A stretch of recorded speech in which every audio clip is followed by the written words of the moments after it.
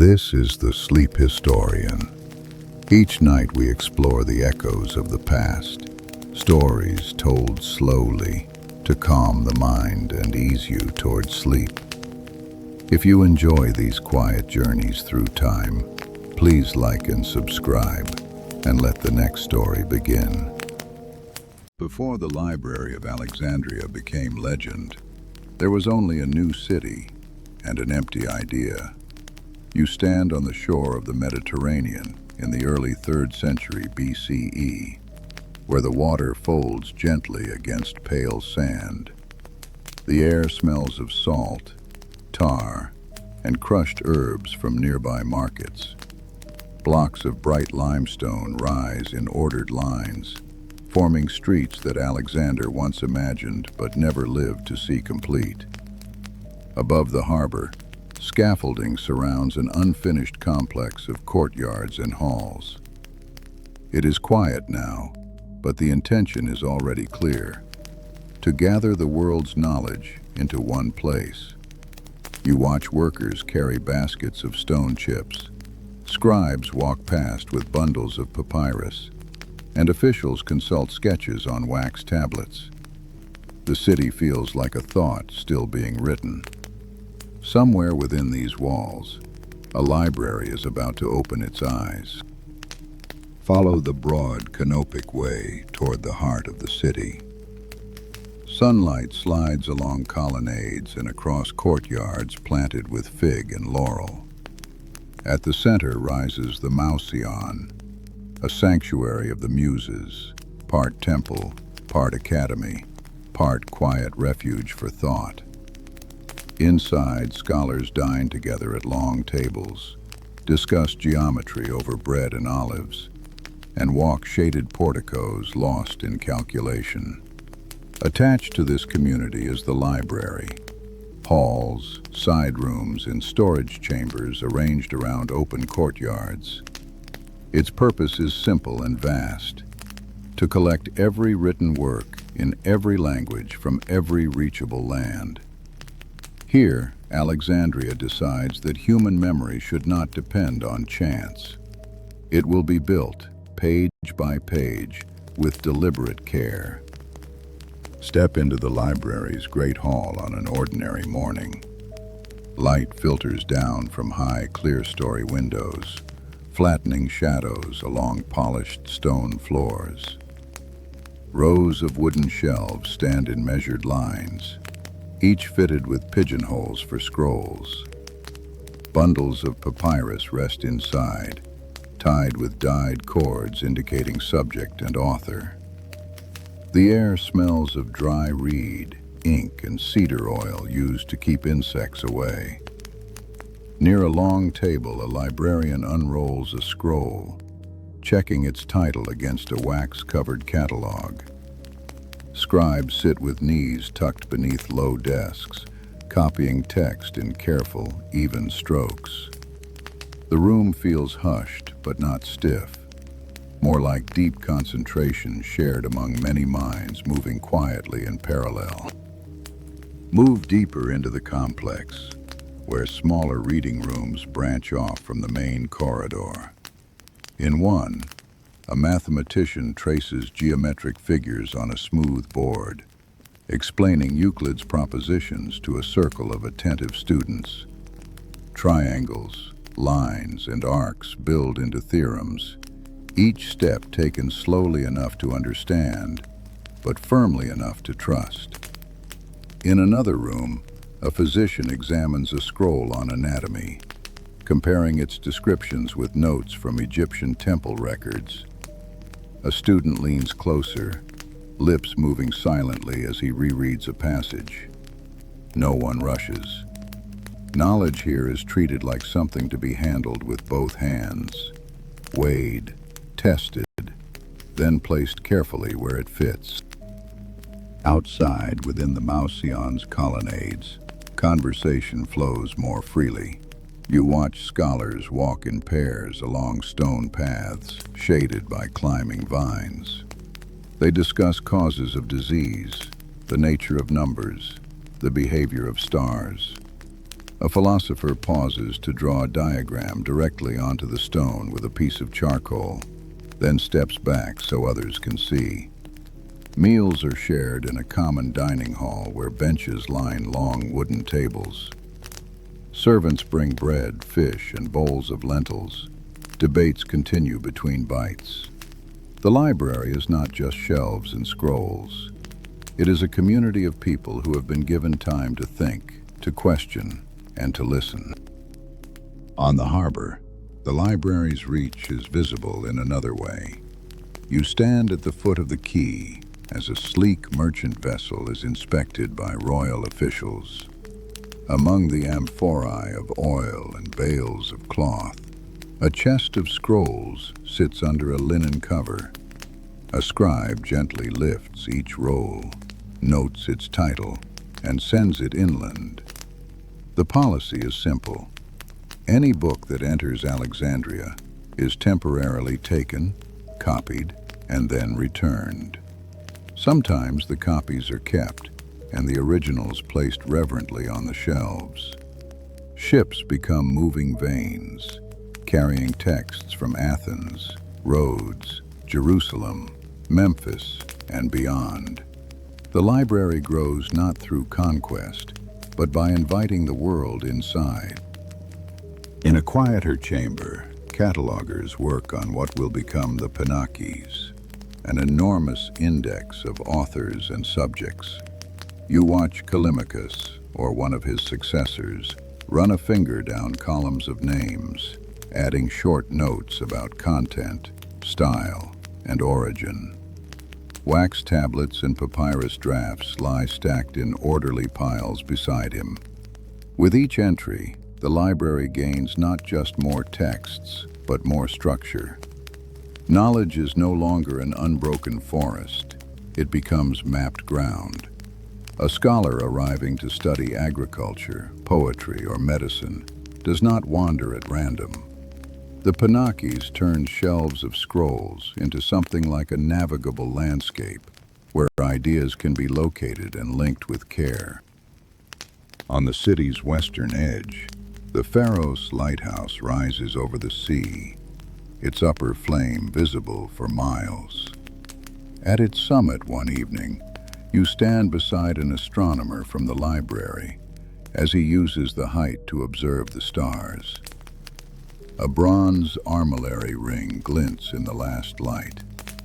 He notes positions in a small tablet, the wind tugging at his cloak. Back in the library, those observations join earlier records from Egypt and Greece. Patterns emerge: the length of the year, the shift of seasons, the wandering paths of planets. The same light that guides ships into harbor guides calculations about the structure of the heavens. Alexandria's sea and sky speak to the same patient curiosity. In a room lined with medical texts, physicians compare case notes. A man from Kos unrolls a scroll bearing the teachings of Hippocrates. An Egyptian colleague brings out temple records describing herbal treatments and surgical techniques. They discuss fevers, wounds, childbirth, and recovery with measured seriousness. On a small side table, jars of dried plants sit neatly labeled in Greek and Demotic. Students listen as a teacher explains how to observe a patient's breathing, how to ask questions, how to notice patterns over time. These lessons are not dramatic, but they shape real lives. Outside, the city's sick wait in shaded courtyards, unknowingly benefiting from centuries of accumulated insight. Evenings at the library are gentle. Lamps are lit in iron brackets along the walls, casting warm circles of light onto the floor. Scribes finish lines and carefully roll completed scrolls back into their cases. A poet reads quietly to a small group, his voice carrying softly through the doorway into the hall. Beyond the walls, Alexandria hums with taverns, markets, and waterfront noise. Inside, the library settles into a lower register. Footsteps soft, voices low, minds gradually slowing for the night. You pause in the doorway and look back at the rows of shelves. Each scroll is a small, silent memory. Together, they form something much larger than the city that shelters them. As years pass, the library becomes a magnet for talent. You stand in the entrance hall as travelers arrive from distant cities, their cloaks dusty from the road.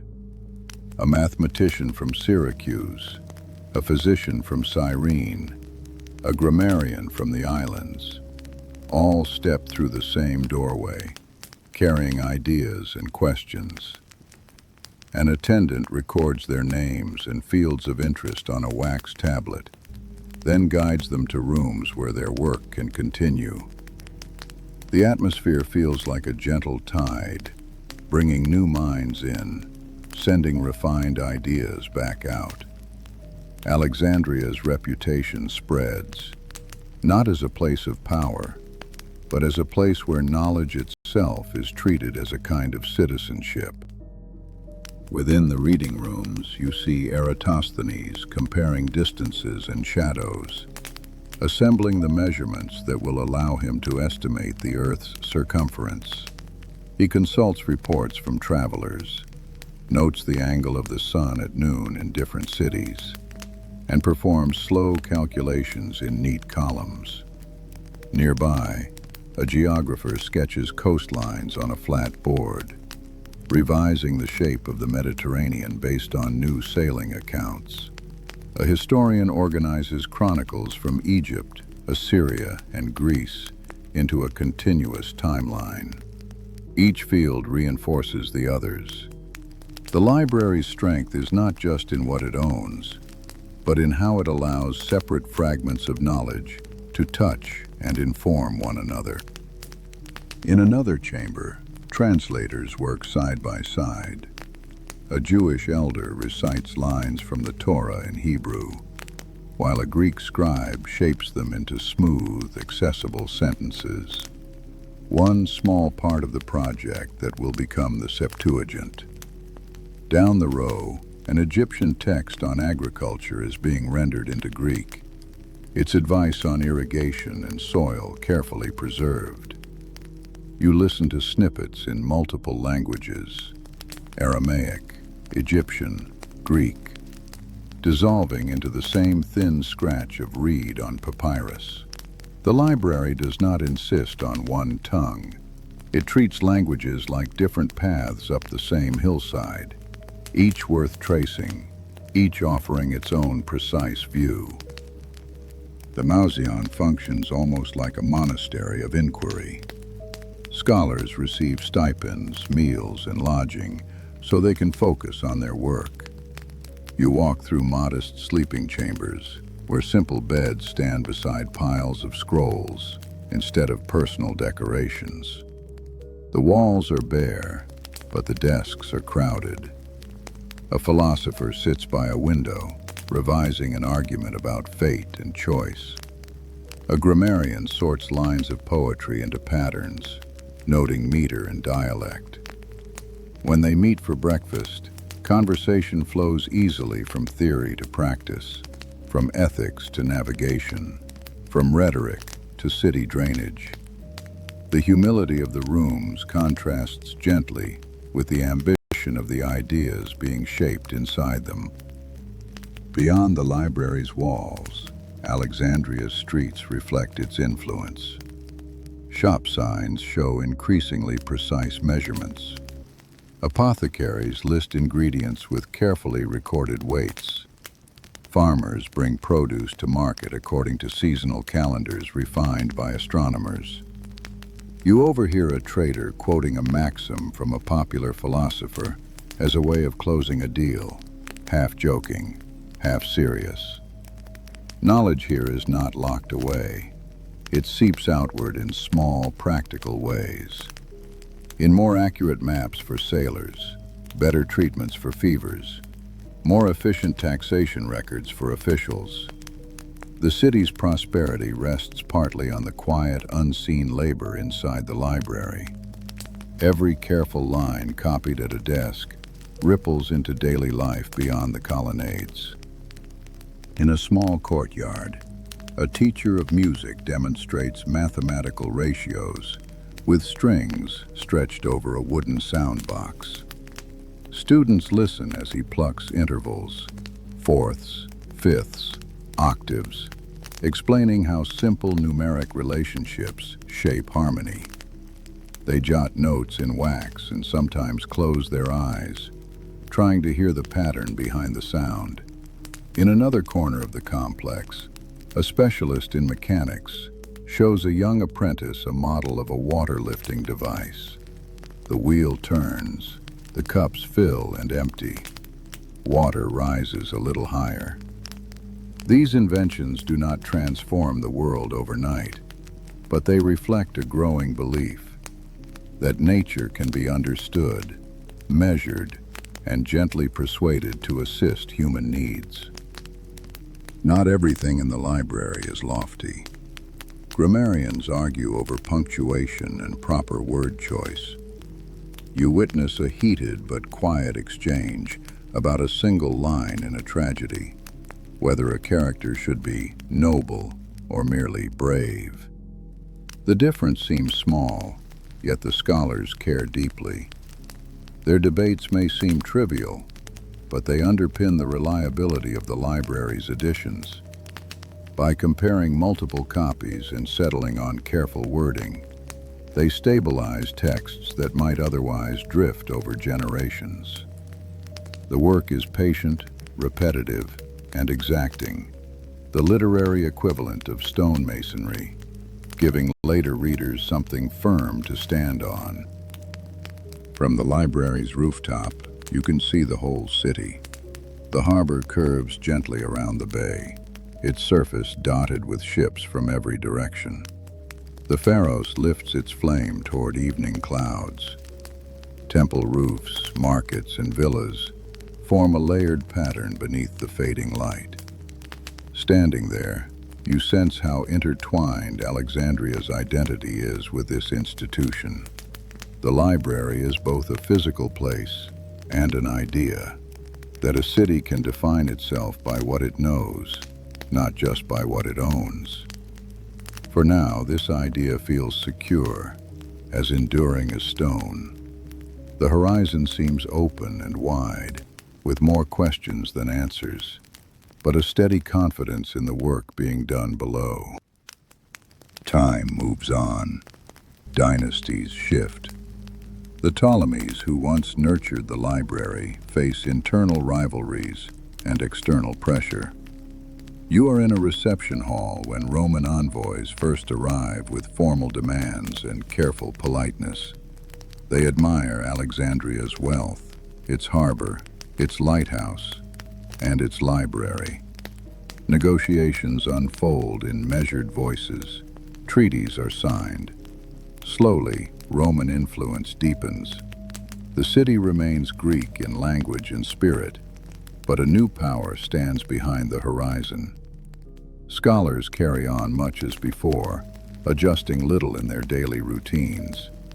Yet decisions about funding, appointments, and priorities now must account for a wider, more complicated world. During Julius Caesar's time in Egypt, conflict reaches Alexandria's streets and harbor. You stand at an upper window as fighting breaks out near the docks, shouts and the clatter of weapons rising with smoke. Ships burn. Flames reflect on the water, curling into the night sky. Later, stories will say that scrolls stored near the port were lost in the chaos. Texts held in warehouses, awaiting copying or transport. Inside the main library, scholars move quickly to check shelves, close shutters, and protect what they can. The institution survives, but the event leaves a bruise, a reminder that even a city of learning can be caught inside other people's wars. Under Roman rule, the library continues, adapted but recognizably itself. You sit in a reading room where a Roman official consults agricultural treatises to improve estate management along the Tiber. Beside him, an Egyptian scholar studies old temple records. A Greek grammarian corrects the official's pronunciation with a small smile. Rome brings new demands, reports, technical expertise, translations, but it also provides stability and patronage. Emperors and governors visit the Mauseon, impressed by its scope. Sometimes they commission compendiums or request copies of favorite authors. The library becomes not just a treasure of Alexandria, but a quiet instrument of empire, providing knowledge that helps administer a vast territory. Religions multiply and evolve around the library. Pagan temples still operate, their rituals embedded in civic life. A growing Jewish community studies and teaches in its own quarter.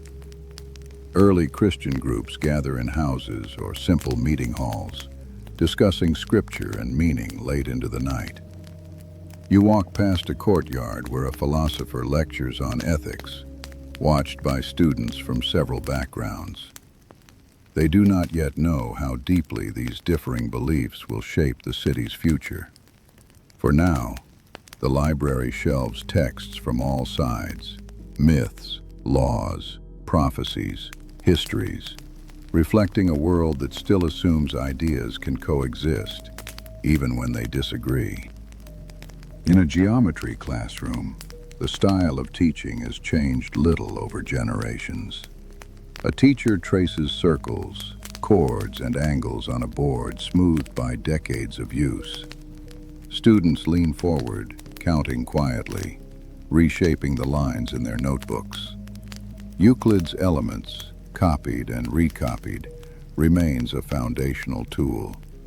What has changed is the context beyond the walls. News of uprisings, distant battles, and political shifts travels faster now, carried by imperial couriers. Scholars pause conversations to listen when riders arrive at the city gates. The library still feels like a sanctuary, but the outside world presses closer, like water slowly rising against a retaining wall. Catalogs must be updated, not only with new works, but with new conditions.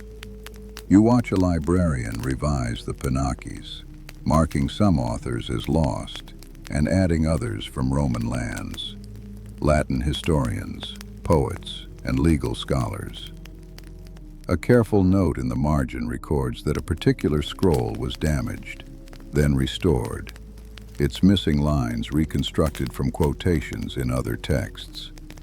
Each annotation is a small act of honesty about what survives and what does not.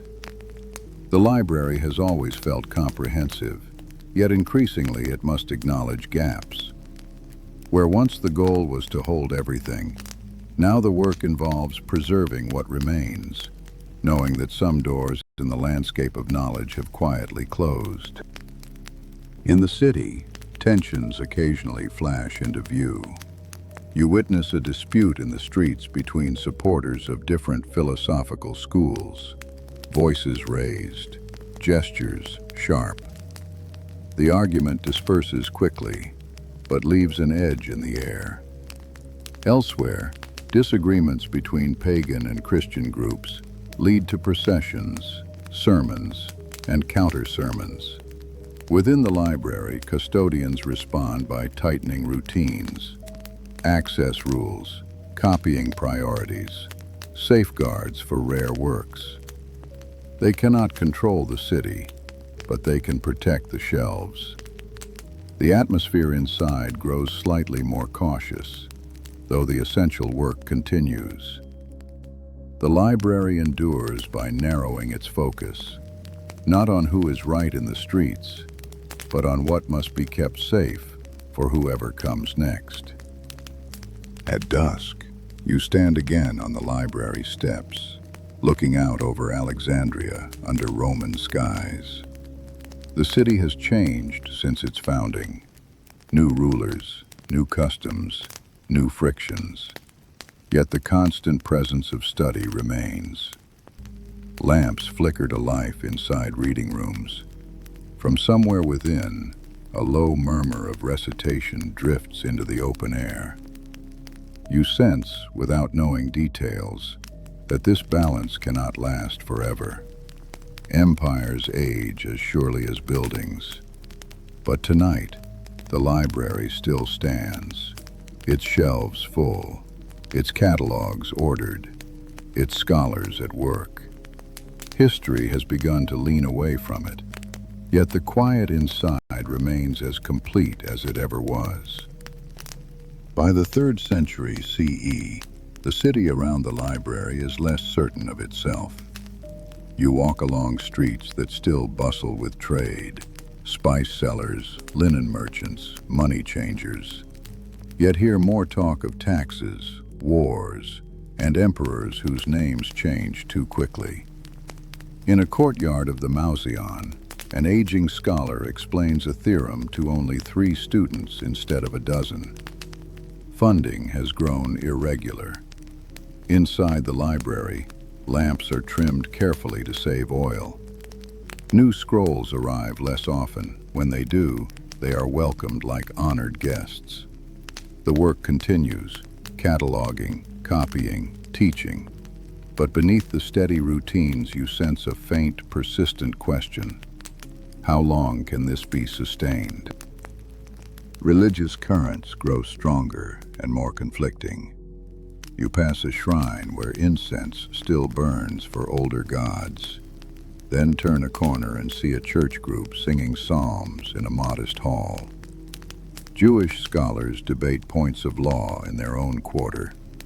Ideas about the divine, once shared in the same rooms, now diverge into more guarded spaces.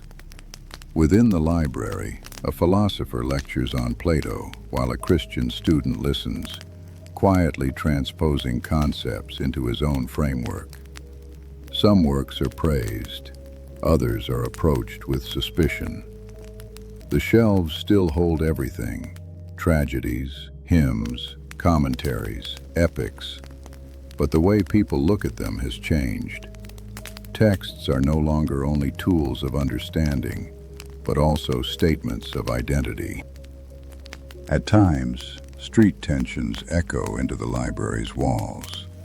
You witness a day when a dispute between rival groups escalates near the Bruchaon district. Voices rise, stones are thrown, and soldiers move in with shields raised. Dust hangs in the air long after the crowd disperses. That afternoon, the library's doors close earlier than usual. Inside, the atmosphere is careful but composed. Scroll chests are moved away from windows. The most irreplaceable works are placed in inner rooms. Scholars lower their voices, yet keep reading. A copyist finishes a medical text and blows gently on the ink to dry it. Even as uncertainty presses from outside, the instinct here is always the same: preserve, continue, endure. When the Emperor Aurelian fights to reclaim Alexandria in the late 3rd century, the city becomes a battlefield. You stand on a rooftop as distant sections of the Bruchaon quarter fill with smoke. Streets that once carried scholars and students now echo with the movement of troops. Arrows arc over rooftops, vanishing into alleys you once walked for lectures and readings. Later reports suggest that portions of the library complex suffered damage in these struggles. Shelves were overturned, rooms burned, collections dispersed. Yet even amid loss, not everything vanishes. Some texts are carried away by fleeing scholars. Others survive in annexes or private holdings.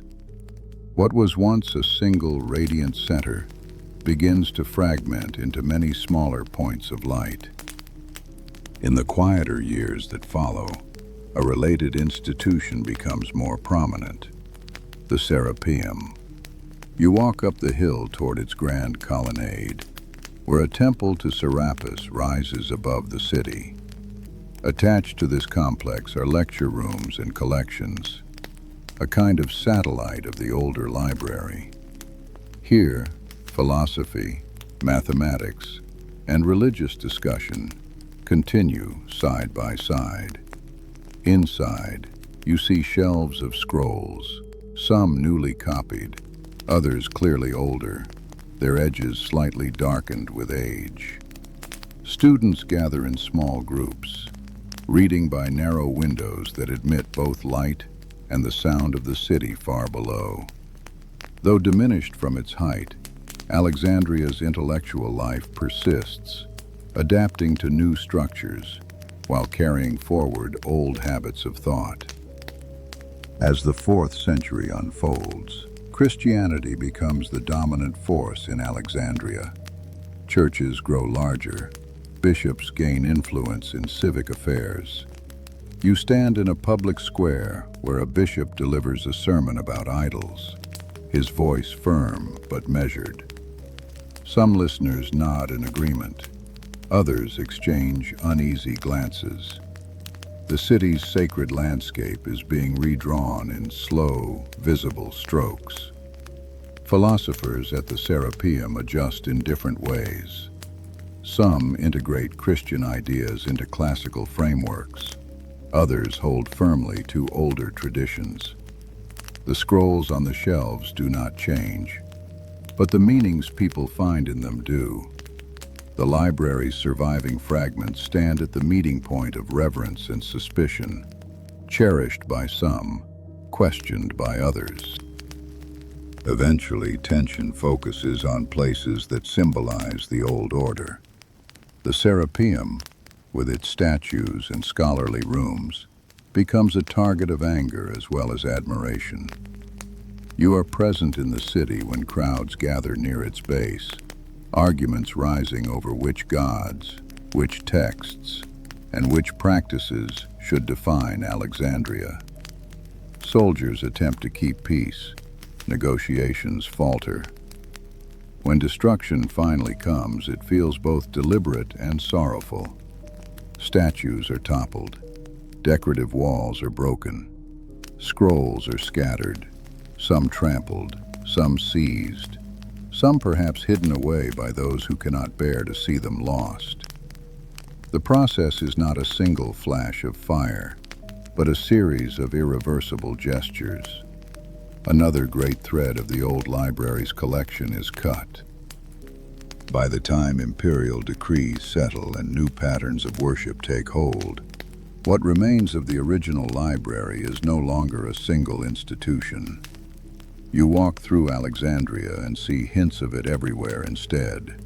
A physician's personal chest of texts, a bishop's small theological library, a schoolroom with battered copies of Euclid, a private collection of histories guarded in a merchant's house. The idea of a unified, all-encompassing archive has faded. In its place are scattered, quieter repositories, knowledge diluted but not entirely erased. The city itself remembers that there once was a place where everything was gathered. That memory, more than any one building, becomes the library's enduring shape. Centuries pass. Empires shift again. Under new rulers, Alexandria's harbor still fills with ships, though their cargoes and languages have changed. You stand on the quay in the early centuries of Arab rule, listening to traders discuss routes to the Red Sea and beyond. Scholars now study in mosques, private homes, and small academies. The city's intellectual life has not disappeared. It has rearranged itself. Stories about the old library circulate in fragments. Some say it was destroyed in a single fire. Others insist it faded gradually. A few claim that certain treasured books survived, passed from hand to hand, language to language. No one can point to one building anymore, but the legend already feels ancient, wrapped in both accuracy and longing. Beyond Alexandria, knowledge that once flowed through its halls finds new homes. You sit in a study in Baghdad, where scholars of the Abbasid era translate Greek works into Arabic. On a low table lie copies of texts attributed to Aristotle, Galen, and Euclid. Their journey has been indirect, through Syriac monasteries, private collections, and earlier translations. But the lineage traces back to the same classical roots once nurtured in Alexandria. As astronomers calculate planetary motions and physicians compile medical encyclopedias, they rarely mention the library by name. Yet its influence lingers in the texts they handle, the questions they ask, and the assumption that gathering knowledge from many cultures is both possible and worthwhile. In monasteries scattered across Egypt and the Mediterranean, a different kind of quiet labor continues. You walk through a cool, stone-walled scriptorium, where monks sit at narrow desks, copying scripture, hymns, and occasionally works of classical learning. Light falls in narrow bands from high windows, illuminating pages of ink and careful marginal notes. Some of the texts they preserve were once part of wider Alexandrian traditions. Others arrived by separate paths. The monks know little of catalogs and vast urban libraries, but they share the same instinct, that writing deserves protection, that thoughts recorded on fragile material should not be left to vanish. Each preserved sentence becomes another slender bridge across time. Centuries later, in European cities emerging from their own periods of instability, scholars rediscover many of these works. You stand in a Renaissance study surrounded by bound volumes, each one a distant descendant of earlier scrolls. A humanist compares Greek and Latin versions of a philosophical text, tracing differences with an ink-stained finger. He wonders where the oldest copies might have come from. He has heard of a great library in Alexandria that once tried to collect everything. The details are hazy, but the idea captures his imagination. It becomes a quiet model for what a true center of learning might be. International, comprehensive, dedicated to preservation rather than conquest.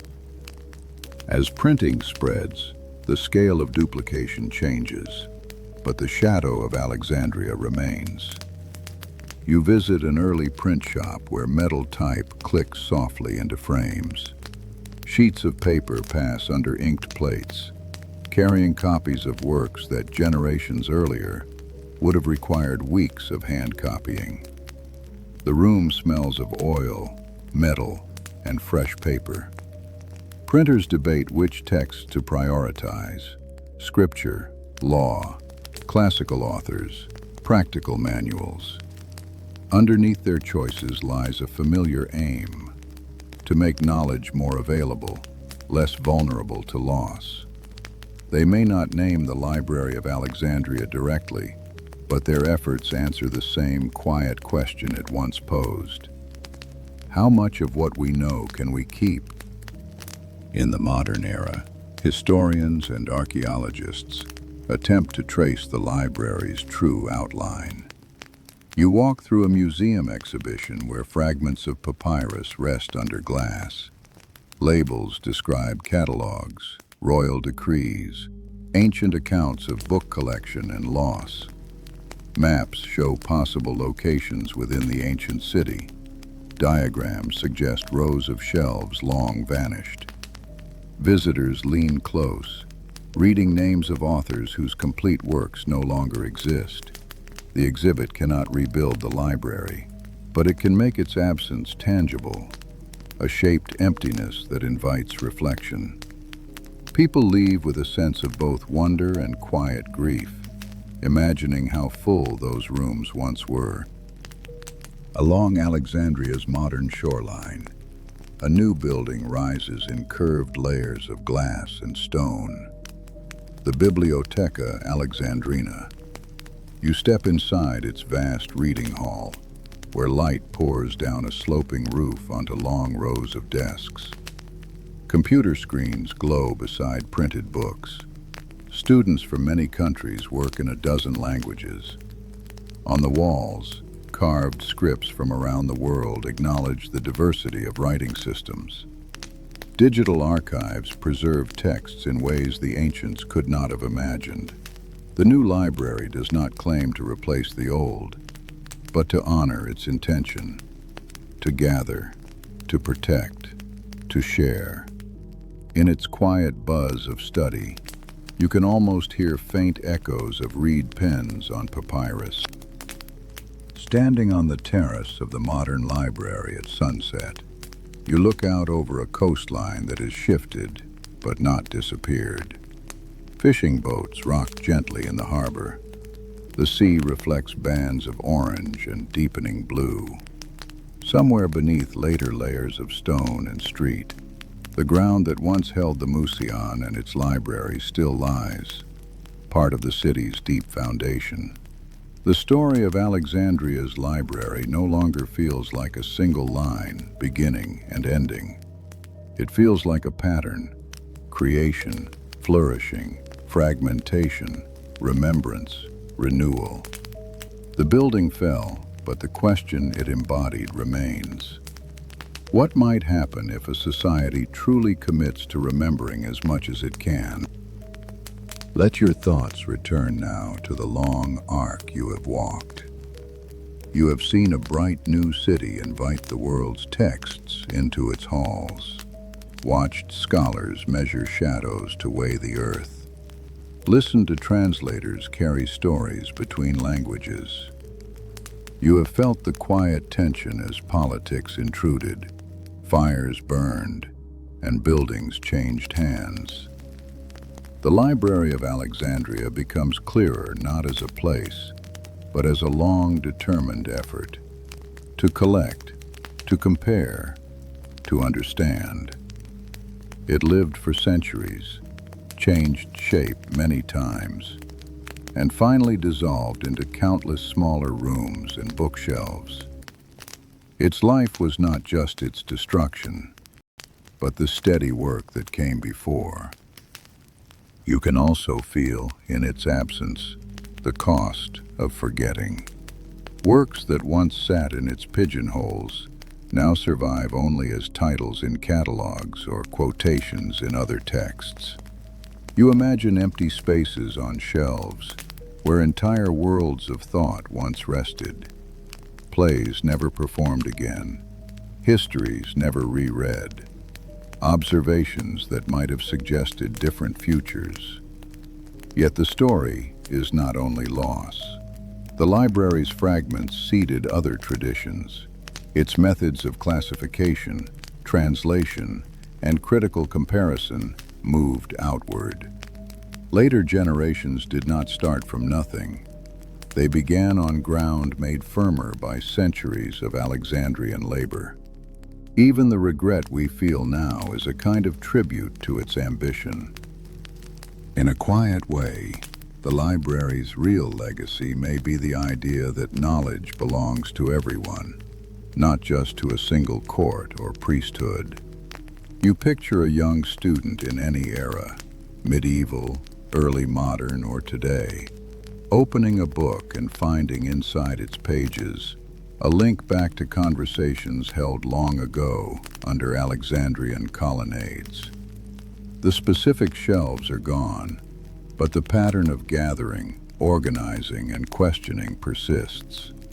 Every time a library opens its doors to the public, every time a digital archive is made freely accessible, another small piece of Alexandria's intention comes gently back into focus. Walk once more in imagination through the ancient halls. The shelves rise around you, filled with neatly labeled scrolls. A scribe at a nearby desk finishes a line and pauses to stretch his fingers. A teacher points to a diagram, and a student's face softens with understanding. Far off, someone laughs quietly at a line of comedy copied from a long-dead playwright. Then let the scene fade. The lamps dim, the rooms empty, the building softens into the larger city, and then into the long river of time. What remains is not the stone or the wood, but the human impulse those materials once served: to notice, to record, to share. Returning to the present, you find that impulse still very much alive. In school libraries, national archives, small local collections, and vast digital repositories, people sort, tag, and preserve information with the same patient attention once given to bundles of papyrus. Servers hum where storerooms once breathed dry dust. Indexes and search fields do the work once done by handwritten catalogs. The tools have changed, but the underlying motion has not. There is comfort in that continuity. The Library of Alexandria is no longer on any map, yet in every well-kept shelf and thoughtfully curated database, a faint reflection of its spirit can be found, steady and unhurried. Let your mind drift back to Alexandria's shoreline one last time. The Mediterranean moves with its eternal rhythm, waves folding toward the sand and withdrawing again. Somewhere beyond the visible horizon, ships still cross paths, carrying books, devices, and conversations in their holds. Above, stars that once guided ancient observers still shine, though they now look down on cities lit by different kinds of lamps. The library's story is folded into this scene like a subtle color in the water, not obvious, but present. A reminder that human lives are brief, but the questions they ask, when written down and shared, can travel much farther. As the sounds of the imagined city quieten, bring your attention back to the texture of the story itself. The rustle of scrolls, the scratch of reed pens, the murmur of voices comparing notes across languages and centuries. These are small, gentle sounds, easy to overlook amid battles and decrees, yet they shape the world just as deeply. Alexandria reminds you that quiet work can matter as much as dramatic events. Most of the library's life was not its fall, but its ordinary days. Scholars arriving, reading, writing, teaching, and then walking home under the same evening sky.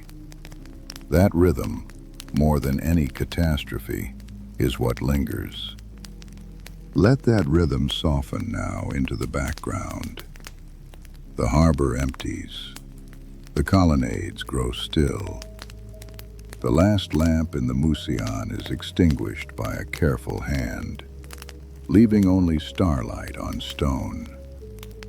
The Library of Alexandria settles into memory, not as a single building, but as a long, patient act of care for the written word. You carry that memory with you into your own quiet room. Every shelf, every page, every saved file becomes part of the same long effort. The story of Alexandria joins the larger pattern of human thought, then recedes, calm and complete, into the gentle dark. Now return fully to where you are. The sounds around you are small and familiar. Perhaps a faint hum of distant traffic, the creak of a floorboard, or the soft movement of air in the room. The vast halls of Alexandria shrink down into a single, simple feeling: that knowledge has been carefully tended for a very long time, and that you are resting inside the shelter of that work. The images of lighthouses, scrolls, scholars, and harbors drift like slow clouds across your thoughts, then fade. What remains is quiet, steady, and safe. Feel the support beneath you, the weight of blankets, the rhythm of your own breathing. The library's story can settle now, like dust on a closed book. Outside, night moves at its own unhurried pace, needing nothing from you. You have traveled across centuries without leaving your room.